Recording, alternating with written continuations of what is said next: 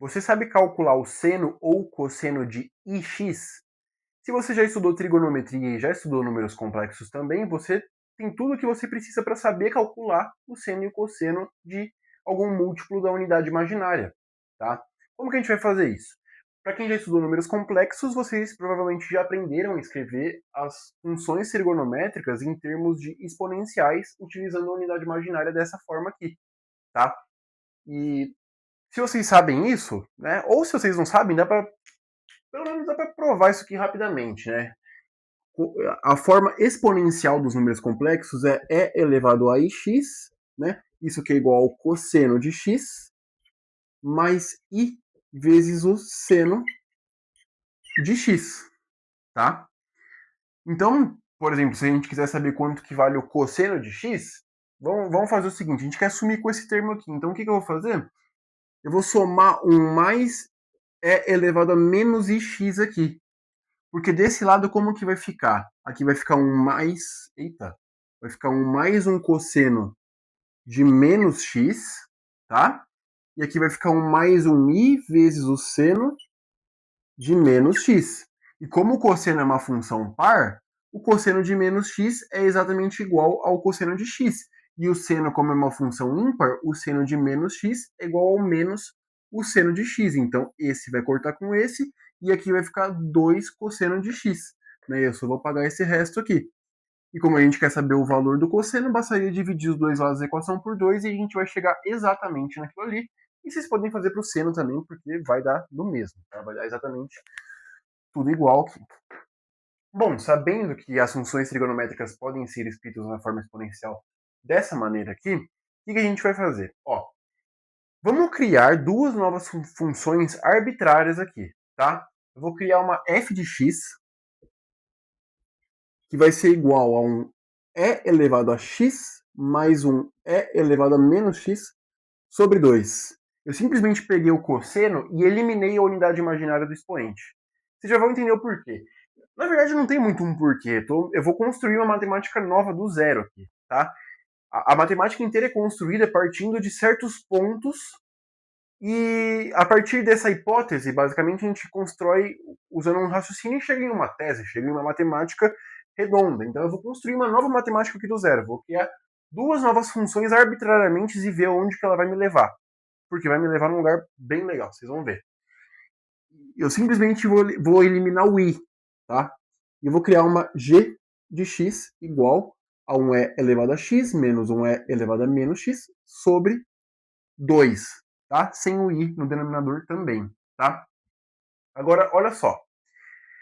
Eu vou elevar essas duas funções ao quadrado, vou fazer um f de x ao quadrado menos uma g de x ao quadrado. Vou levar ao quadrado e vou fazer a diferença entre elas. Por quê? Porque isso aqui vai ser igual, olha só que bacana.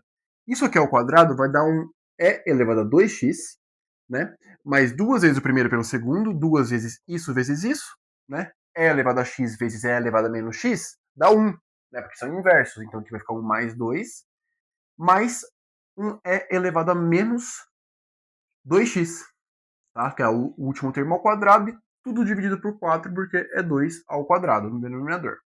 A gente vai fazer isso menos a g de x, então vai ficar um menos e elevado a 2x menos 2 mais e elevado a menos 2x sobre 4, tá? E distribuindo esse sinal de menos aqui, aqui vai ficar menos isso, mais isso e menos esse último aqui, certo? Então olha o que a gente tem um e elevado a 2x menos e elevado a 2x. E elevado a menos 2x menos e elevado a menos 2x. E 2 mais 2 que é 4, e 4 dividido por 4 é exatamente igual a 1. Então o f ao quadrado menos o g ao quadrado é exatamente igual a 1. E por que isso aqui é interessante? Olha só. Vocês já percebem que isso aqui parece bastante com a relação fundamental da trigonometria, né? Se a gente fizesse, ao invés da f e da g, mas fizesse o cosseno ao quadrado, nesse caso aqui, mais o seno ao quadrado, a gente sabe que isso aqui é exatamente igual a 1. É a relação fundamental da trigonometria. Aí a gente chegou em algo muito parecido, com a diferença que aqui vai um menos, né? E se a gente for visualizar isso aqui graficamente, né? Como que essas duas funções se relacionam graficamente? Porque o seno e o cosseno, né? Quando a gente tem aqui no eixo das duas funções, né? Se a gente pegar aqui, por exemplo, no eixo horizontal, e a gente colocar aqui o cosseno de x, e aqui no eixo vertical o seno de x, como a relação entre essas duas funções é o seno ao quadrado mais o cosseno ao quadrado igual a 1, isso aqui dá justamente uma circunferência de raio 1 nesse plano aqui, né? Porque as duas funções oscilam entre 0 e 1, então acaba formando uma circunferência de raio 1 aqui, né? Pela relação fundamental da trigonometria. Mas eu não vou colocar seno e cosseno aqui. Eu vou colocar aqui no eixo horizontal a f de x, e aqui no eixo vertical eu vou colocar o seno, não, a g de x, pô. Aqui eu vou colocar a g de x. E como que essas duas funções se relacionam? Através dessa equação aqui. F ao quadrado menos g ao quadrado igual a 1. Isso aqui é exatamente a equação de uma hipérbole, né? Vamos supor que aqui não fosse um f de x, mas fosse o eixo x e o eixo y, tá? Esquece isso aqui por enquanto. O que seria um x ao quadrado menos y ao quadrado igual a 1, né? Isso aqui é justamente a equação de uma hipérbole, né? A gente teria uma coisa mais ou menos... Eu não vou saber desenhar muito bem aqui, porque está na mão, né? Mas é uma hipérbole. Vocês sabem como que é uma hipérbole. Então, aqui não é y e aqui não é x. É f de x e g de x. E as duas funções se relacionam de forma que forma-se uma hipérbole, tá? F ao quadrado menos g ao quadrado igual a 1. E por que isso é interessante? Porque a gente partiu da trigonometria circular, que é essa aqui, né, que forma uma circunferência, por isso que é circular o nome. A gente simplesmente eliminou a unidade imaginária e criou duas novas funções extremamente parecidas, o seno e o cosseno, né? E a gente chegou em uma hipérbole, numa equação de uma hipérbole. Então, já que a gente partiu da trigonometria e chegamos em uma equação de uma hipérbole, vamos chamar essa nova matemática que a gente está criando, né, sobre uma nova base axiomática, que seria essas duas funções aqui, vamos chamar essa área da matemática de trigonometria hiperbólica e vamos construir o raciocínio a partir disso. Tá? É só um nome aqui. Eu poderia chamar de banana, poderia chamar de qualquer coisa, mas não, vou chamar de trigonometria hiperbólica porque combina aqui com tudo, né? A gente chegou numa hipérbole. Então vamos lá.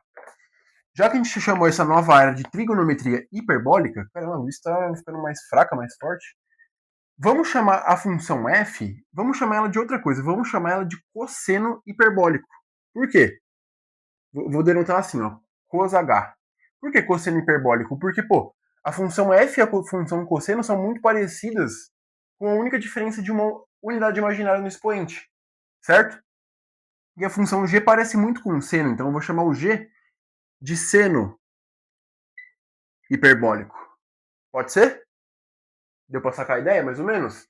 Então a gente definiu isso como cosseno e isso como seno hiperbólico, respectivamente, né?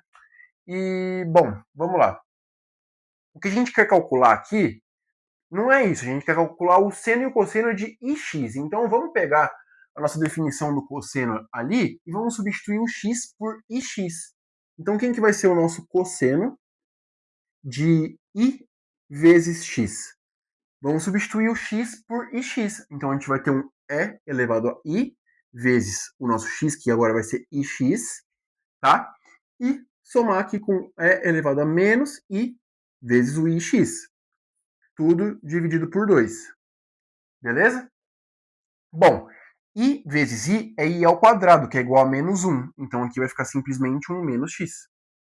Mesma coisa aqui, vai ficar o menos 1, só que como já tem um sinal de menos, vai ficar menos com menos, que vai dar mais x. Então aqui a gente vai ter um e elevado a x. E olha só que interessante, aqui a gente tem justamente um e elevado a x mais um e elevado a menos x sobre 2. E isso aqui a gente definiu como? Como um cosseno hiperbólico. Vou até trocar aqui em cima. Cosseno hiperbólico de x é igual a isso. Então o cosseno de ix é justamente igual ao cosseno hiperbólico de x, tá? E vamos fazer a mesma coisa para o seno aqui, para ver o que vai acontecer.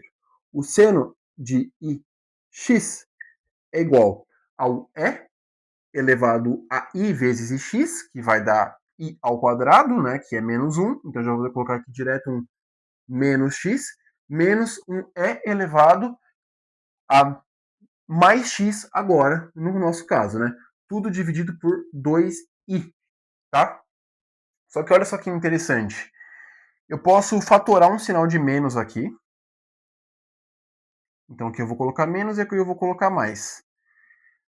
Agora, olha só, repara nesse colchete aqui e no 2, tá? Ó, e elevado a x mais e elevado a x menos e elevado a menos x. Ó, mais e elevado a x menos e elevado a menos x sobre 2. Esse bloco aqui é justamente o nosso g de x que eu chamei de seno hiperbólico de x. Tá? Então eu vou apagar o colchete, o 2, e eu vou substituir por seno hiperbólico de x. Tá? Ó, lembrando que tem um i ali no denominador também. Ó, menos seno hiperbólico de x dividido por i. Tá? E quanto que vale 1 sobre i? Bom, eu posso multiplicar por i em cima e embaixo, que eu estou multiplicando por 1, não estou alterando nada. O denominador vai ficar i, e o denominador vai ficar i ao quadrado, que é igual a menos 1. Então, isso aqui vai ser igual a menos i. 1 sobre i é igual a menos i, tá? Então, ó, 1 sobre i é igual a menos i.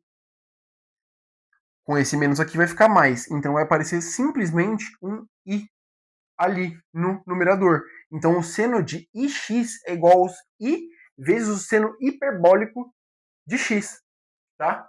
Então, é assim que a gente calcula o seno e o cosseno de números complexos, né, nesse conjunto, né, no domínio dos números complexos.